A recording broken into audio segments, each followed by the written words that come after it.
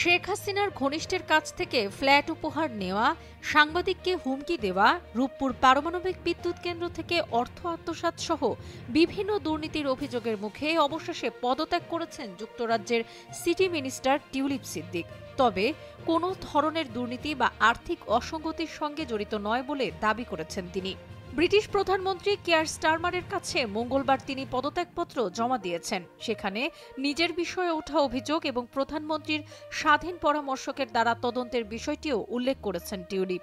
নিজেকে সম্পূর্ণ নির্দোষ দাবি করে তিনি জানিয়েছেন, সরকারের কাজে যেন কোনো বিঘ্ন না ঘটে সেজন্য তিনি পদত্যাগ করেছেন। পদত্যাগপত্রে তিনি লিখেছেন, প্রিয় প্রধানমন্ত্রী, সাম্প্রতিক সপ্তাহগুলোতে আপনি আমার প্রতি যে আস্থা দেখিয়েছেন তার জন্য আপনাকে ধন্যবাদ।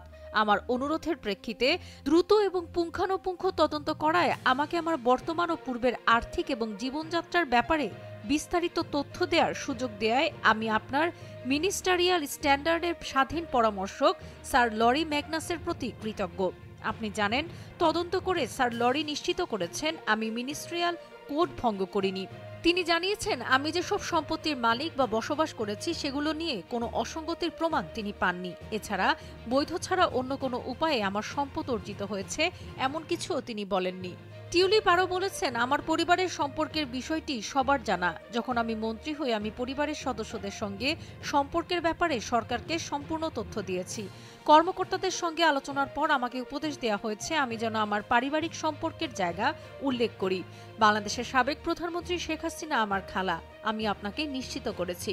এসব বিষয়ে কর্মকর্তাদের পরামর্শ অনুযায়ী স্বচ্ছতার সঙ্গে কাজ করেছি এবং করছি।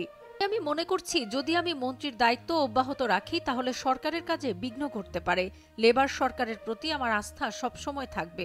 এসব কিছু বিবেচনায় নিয়ে আমি পদত্যাগের সিদ্ধান্ত নিয়েছি।